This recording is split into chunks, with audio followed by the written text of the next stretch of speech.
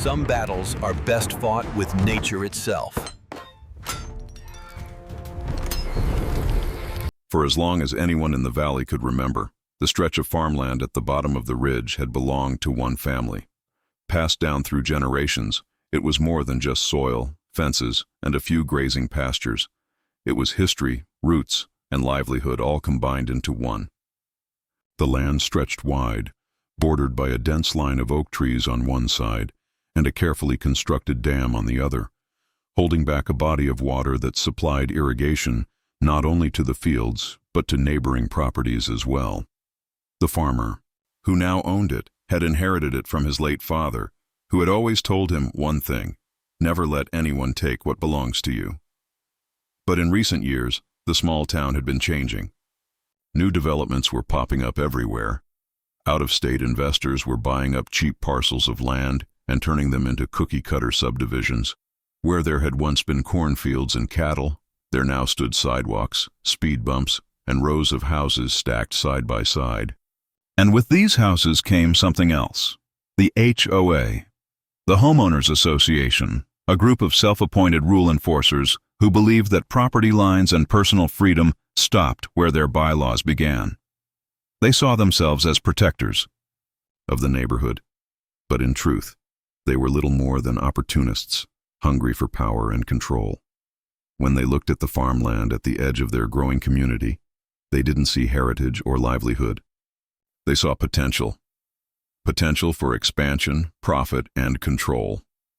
It started small with whispers and rumors. The farmer heard from a neighbor that the HOA had been talking about unused land. Then came the surveyors walking along the property, edges with their orange vests and clipboards, scribbling notes and hammering down stakes. At first, the farmer thought it was a mistake, some kind of mix-up. But then, just beyond the tree line, the sound of machinery began to echo. Bulldozers pushed soil aside. Construction crews marked plots. Concrete foundations began to appear, one after the other. The farmer stood at the ridge one morning and counted them. 5, then 10, then 20. By the end of the summer, 35 houses were rising on land that had always belonged to him. No one had asked permission. No one had purchased the rights. They had simply decided it was theirs for the taking. He went to the county office, demanding answers. But there, he was met with a wall of bureaucracy and silence.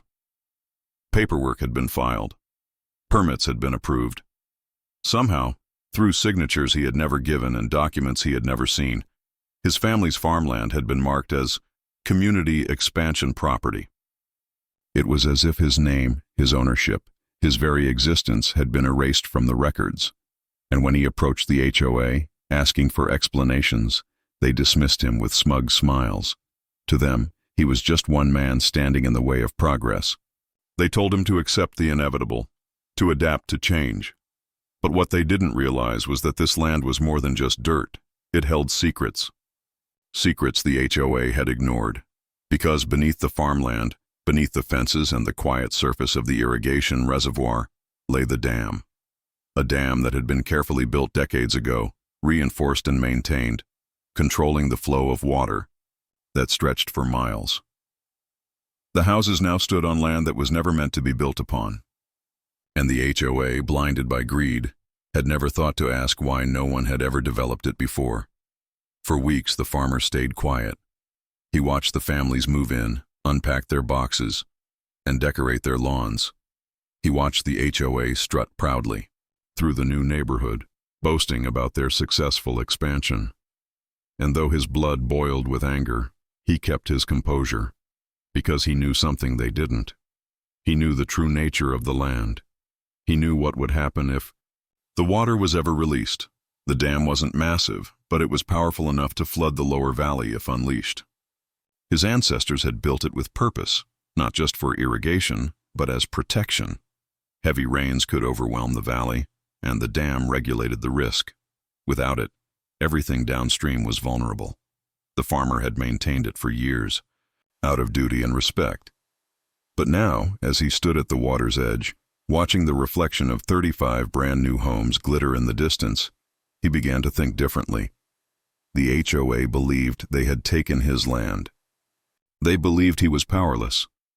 But they had built their empire on a foundation that wasn't theirs, on soil that carried more weight than they could ever imagine. And deep inside, the farmer made a silent promise to his late father. They would regret every brick, every nail, and every fence post they had driven into his property, because he still held the key to the dam, the key to their downfall. And as summer turned to autumn, and the first heavy rains began to fall in the mountains, he knew the time was coming. The HOA had declared war without realizing it, and when the water finally came, rushing down, they would learn the price of greed. The farmer wasn't just going to fight back. He was going to remind them all why you never steal what doesn't belong to you. The weeks following the construction of the 35 homes were marked by a strange silence. To the residents moving in, it felt like progress, a new neighborhood thriving at the edge of town.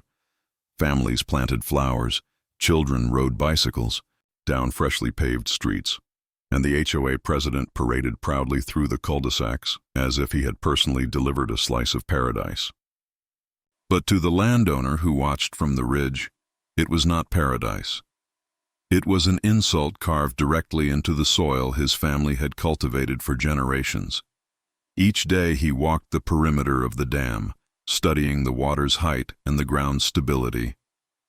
The reservoir was swollen with autumn rains, and the pressure against the dam wall was stronger than it had been in years.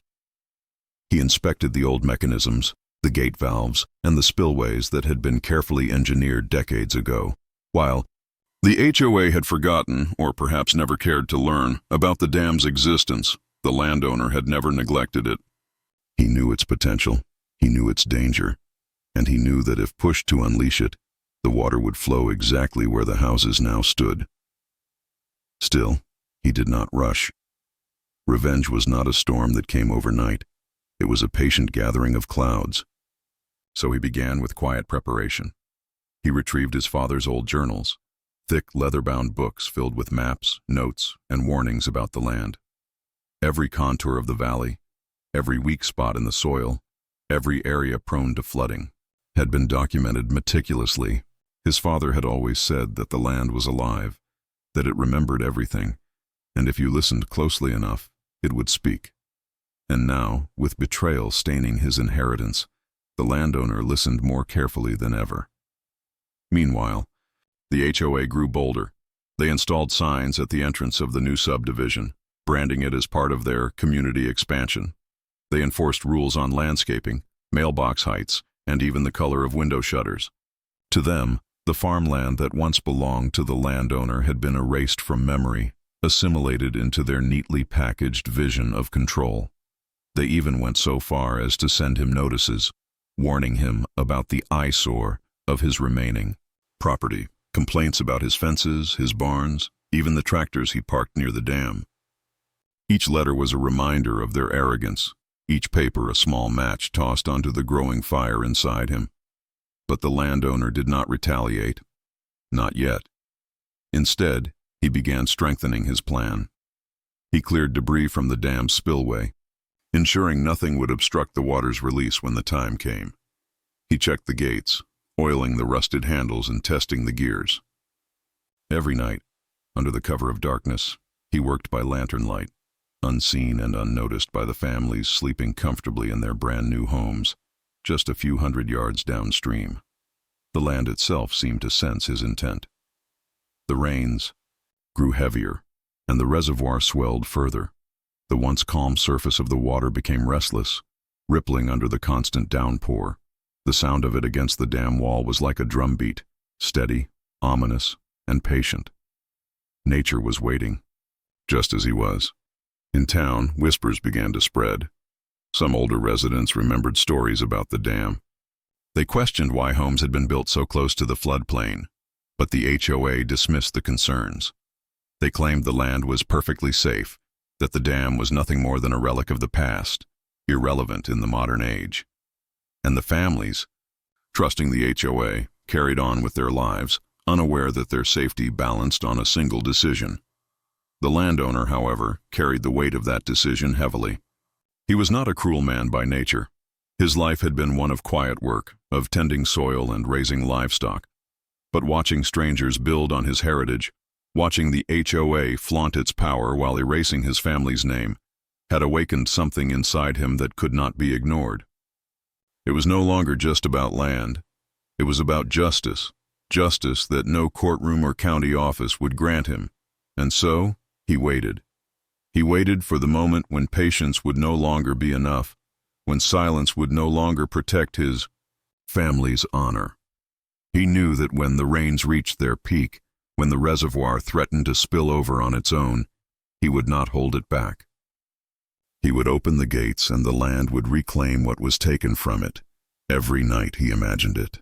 The rush of water, the startled cries, the HOA's smug smiles washed away in an instant. He imagined the headlines, the panic, the way the community would finally understand the price of arrogance. And while he told no one of his plan, the dam itself seemed to whisper back to him, urging him on. By late autumn, the water was higher than it had been in decades. The ground around the new homes grew damp, as if the soil itself was warning them of what was to come.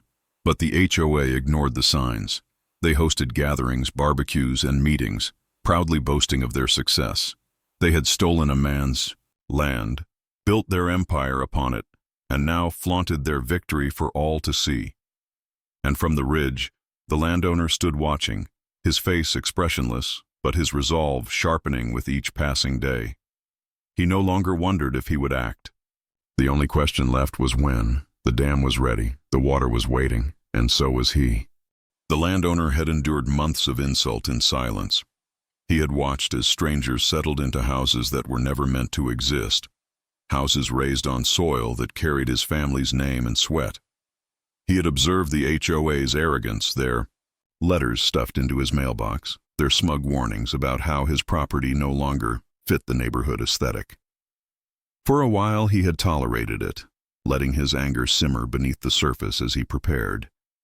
But as winter crept closer, the HOA made a fatal mistake. It began with a new demand. The HOA president, emboldened by his success in seizing the farmland, announced plans to extend their community park further up the valley, onto the last strip of land the farmer still openly worked. A section of pasture where his cattle grazed, where his barns still stood, was now marked for demolition.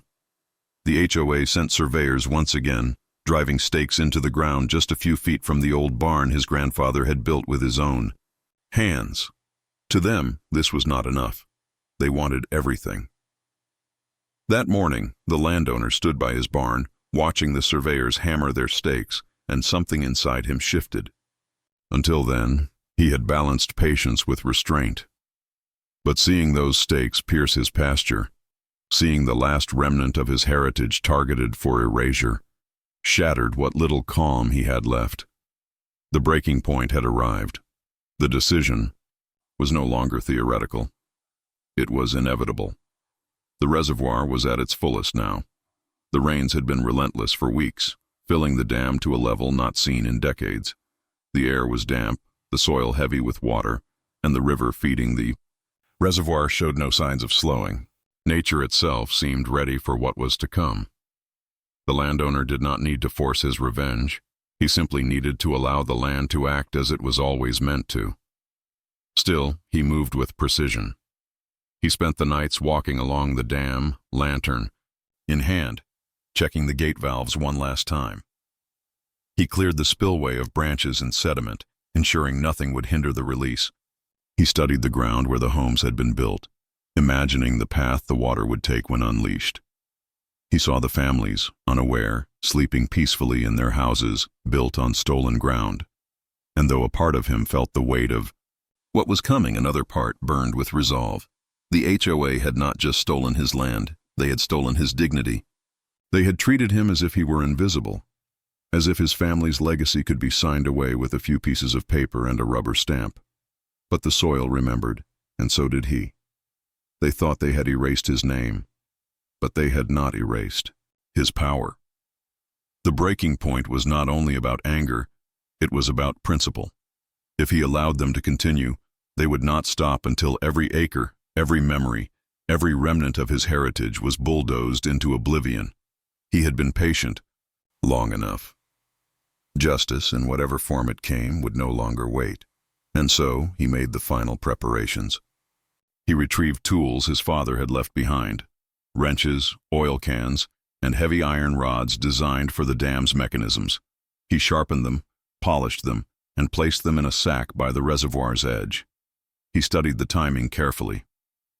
The best moment, he decided, would come at night, when the families were least prepared, when no one could react quickly enough to stop the water's advance.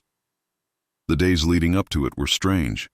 He continued his routine as though nothing were amiss, feeding his cattle, repairing his fences, walking into town for supplies. The residents of the new neighborhood barely noticed him, treating him as an outsider, a relic of a past they had already written over. They could not see the storm gathering behind his eyes, the quiet calculation in his every step. Meanwhile, the HOA doubled down on their demands. Another letter arrived, this one threatening fines if he did not comply with community rules.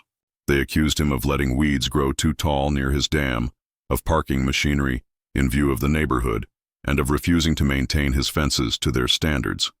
The arrogance was staggering. They were not just building on his land.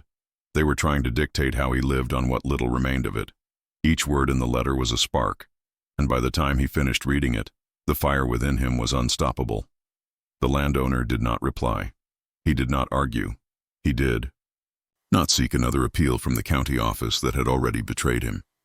Instead, he carried the letter to the reservoir and burned it by the water's edge, watching the flames consume the paper and the ash scatter into the swollen reservoir. It was a ritual, a final act of closure before the flood to come. That night, as the wind howled through the valley and rain pattered against the dam wall, he stood before the gate controls with lantern light flickering across his face. The sound of rushing water pressed against the steel, a force waiting only for his hand to set it free. His fingers traced the cold iron, gripping the levers, feeling the weight of generations behind him. His father had warned him to guard the land, to never surrender it, to always protect what was theirs. And now he would honor that promise in the only way left. The breaking point had arrived. There was no turning back. The next move would change everything: the land, the homes, the HOA, and his own life forever. He inhaled deeply, staring into the darkness of the valley below. 35 houses stood there, glowing softly with warm lights, their residents unaware of the storm that loomed not in the sky, but in the man who still held dominion over the water above them, and with the dam ready, the water restless and his decision firm. The landowner knew the moment had come. The night was heavier than usual, cloaked in a restless silence broken only by the wind sweeping through the valley. Clouds pressed low over the ridge, and the moon disappeared behind their shifting cover, leaving the world in near total darkness. It was the kind of night when nature seemed to hold its breath, waiting for something inevitable, something unstoppable. And standing by the controls of the dam, the landowner knew exactly what that was. The reservoir was swollen beyond comfort, the waterline brushing close to the top of the dam wall. The force pressing against the gates was immense, a ceaseless pounding that echoed like a heartbeat in the steel. For days, the landowner had walked this ground, testing, preparing, listening to the voice of the land.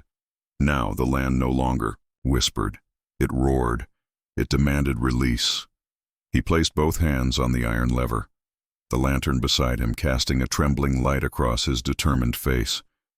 Every part of him carried the weight of generations, every memory of his father's warnings and his grandfather's sacrifices flooding his mind. But along with that weight was something sharper. The vision of 35 homes lined up neatly below. Homes built on stolen ground.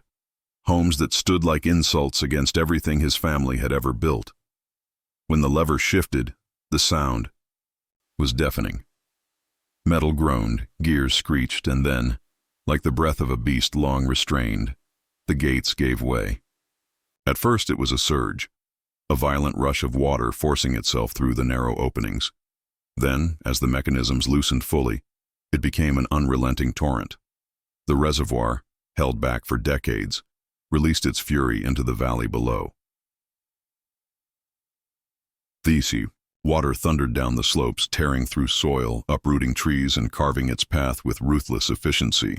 The land had been waiting for this, its natural flow restored in an instant, and the neighborhood below, unaware and unprepared, became its victim. The first wave struck the outermost houses with brutal speed, smashing against walls and flooding through foundations. Windows shattered, fences splintered, and cars parked neatly in driveways were lifted like toys, carried down the torrent with ease. Lawns that had been manicured to perfection by HOA rules dissolved into mud and chaos within minutes. Residents awoke in confusion, their comfortable suburban lives overturned by the roar of rushing water. Lights flicked on, panicked footsteps echoed, and the once quiet streets filled with shouts muffled by the storm. But the water did not care. It surged relentlessly, sweeping through cul-de-sacs, drowning flower beds, and devouring playgrounds erected just weeks earlier. The HOA president's pride and joy, the neighborhood's central park, vanished beneath the flood within moments. Decorative benches were ripped from the ground, gazebos collapsed, and the ornamental fountain, once a symbol of their vision, was torn apart, reduced to rubble carried downstream. From the ridge above, the landowner stood silent, lantern extinguished, watching the destruction unfold. His face was hard, his body motionless, as the water carried out the justice he had long promised. He felt no need to cheer, no need to cry out. The land was doing what it had always been meant to do. He had only opened the gate. The families below scrambled to save what they could, but the water was merciless. Boxes, furniture, and belongings floated out of homes, vanishing into the churning dark. Cars collided with one another in the flood, alarms blaring until the water silenced them. The carefully painted fences and signs declaring HOA community bent and snapped, washed away like they had never existed. The dam had reminded them all, this valley had never been meant for homes. It had always been the landowner's domain, its soil tied to his bloodline, its water under his control. And now, the HOA, so arrogant in its theft, was learning that no paperwork, no smug decree, no letter stuffed into a mailbox could stand against the force of nature itself. As the hours passed, the water continued its rampage, tearing through every corner of the stolen neighborhood. By dawn, what had once been a gleaming development was reduced to wreckage. Houses leaned at angles, their walls cracked and foundations undermined. Streets were coated in mud and debris, littered with pieces of wood, shingles, and possessions. The neat image of suburbia had been erased, replaced with chaos. The residents, huddled on higher ground or clinging to rooftops, looked on in disbelief. Their homes, their comfort, their supposed slice of paradise had been swallowed in one night. And though some cursed the storm, others began to whisper about the landowner, about the dam, about the possibility that this had not been an accident at all. But suspicion could not undo what had been done. The HOA, once so smug, stood powerless. Their rules, their fines, their so-called authority meant nothing against the flood. They had gambled by building on stolen ground, and they had lost everything. From the ridge, the landowner turned away. As dawn broke, the valley below unrecognizable. His work was done. The land had reclaimed its dignity, and the neighborhood had been humbled. But even as he walked back toward his farmhouse, the whispers in town were already beginning. Some saw him as a villain, a man who had unleashed ruin. Others saw him as a force of justice, a guardian of the land who had done what no court would do. Either way, the truth was undeniable. The HOA had learned a lesson they would never forget. But the aftermath was only just beginning, and as the sun rose on the wreckage, the landowner knew his battle was not yet finished. When dawn revealed the valley, the neighborhood no longer resembled a neighborhood at all. Where once there had been 35 pristine homes, their driveways lined with cars, lawns neatly trimmed to meet HOA standards, now there was ruin. The water had spared nothing. Entire walls had collapsed inward, leaving shells of houses leaning precariously on fractured foundations. Streets were blanketed with mud and littered with the wreckage of lives. Furniture, children's toys, shattered. Fences, fragments of rooftops, and tangled masses of tree branches dragged down from the hills. Vehicles were overturned or submerged, some wedged against streetlights or fences that had been uprooted and carried halfway across the valley. The neighborhood park, once the pride of the HOA, was reduced to a swamp of splintered wood and scattered metal. The residents, stunned and broken, moved about in disbelief. Some searched desperately through the ruins of their homes, while others sat silently on whatever debris they could find, staring at the devastation as if unable to accept it. Their voices carried the same refrain.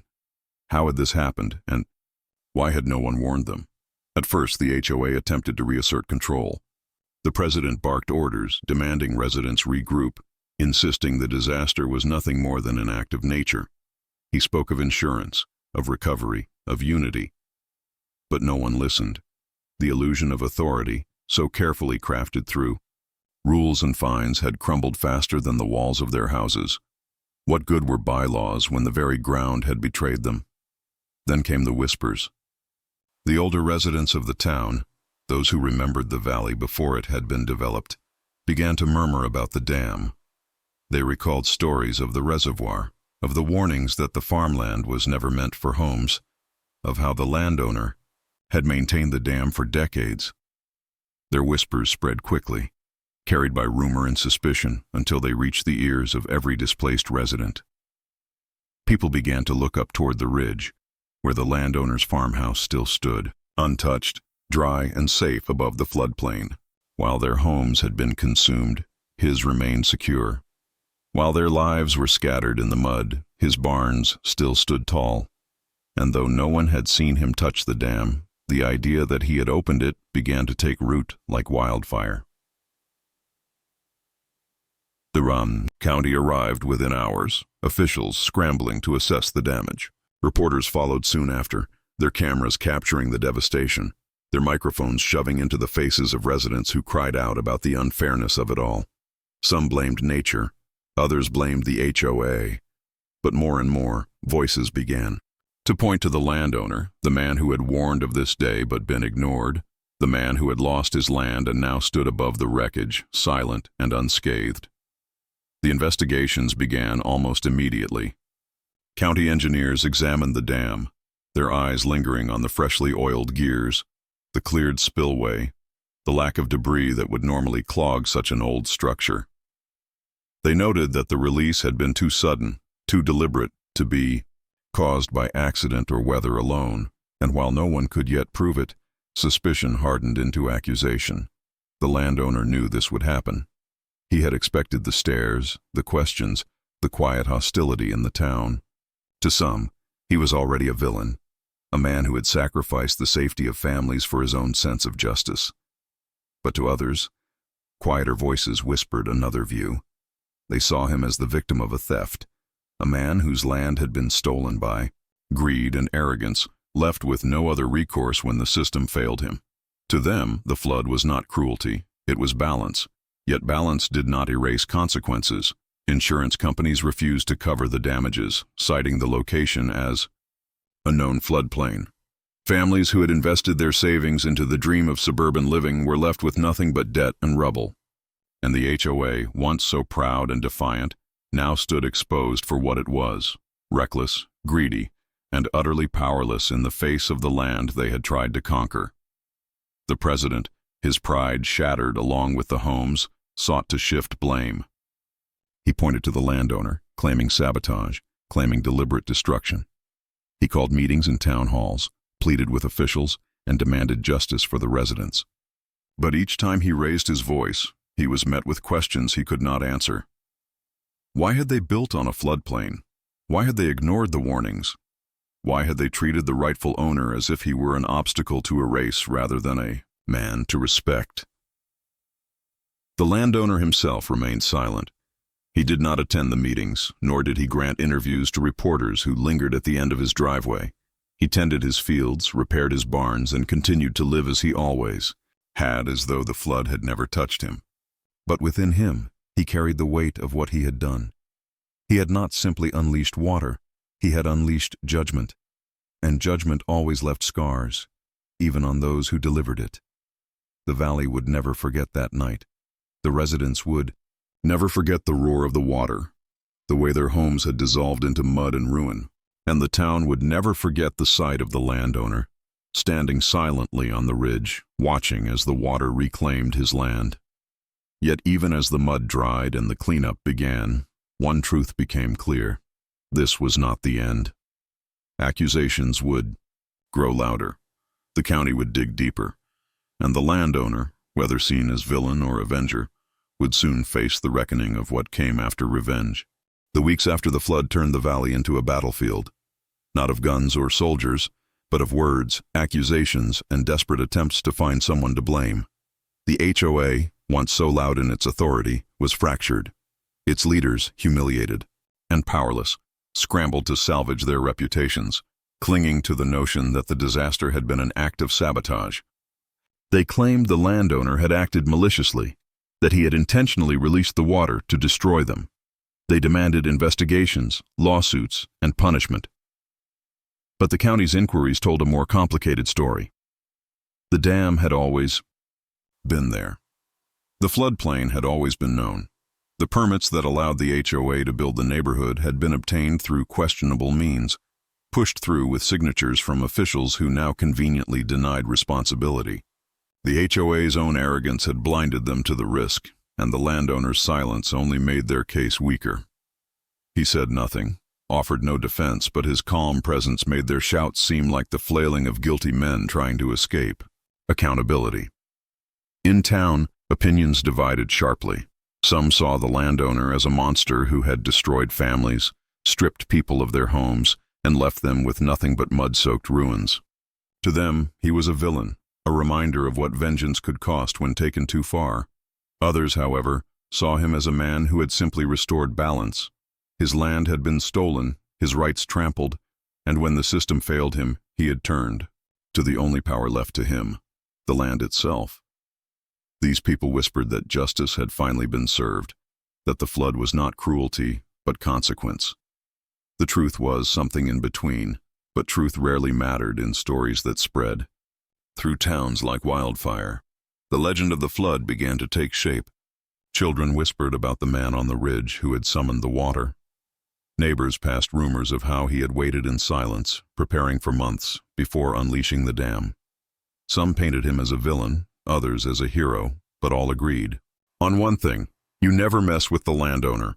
The HOA, financially broken, collapsed entirely within months. Without homes to govern, without fees to collect, and with lawsuits piling against them from angry residents, they disbanded in disgrace. The president of the HOA, once so smug in his power, left the valley altogether, unable to endure the stares of those who blamed him for everything. His name became synonymous with arrogance and failure, his legacy drowned alongside the neighborhood he had tried to build. The residents who had lost their homes scattered. Some moved in with family, others left town entirely, never looking back at the valley that had betrayed them. A few stubborn ones tried to rebuild, but the soil remained damp, the foundations unstable. Insurance companies refused to back them, and banks would not approve loans for land known to be a floodplain. The neighborhood was doomed, its remnants left to rot and sink back into the earth. Nature, patient as always, reclaimed what had been stolen, and the landowner. He returned to his routine. He patched fences, tended cattle, repaired his barns, and walked the ridge as though nothing had changed. But in the quiet of his evenings, as he stood by the reservoir, he knew everything had changed. His silence had made him a legend, a man feared and respected in equal measure. He had not shouted, not begged, not fought in courtrooms. He had simply turned a lever and let the land speak for itself. And the land's voice had been louder than any HOA could ever imagine. Yet the weight of it never left him.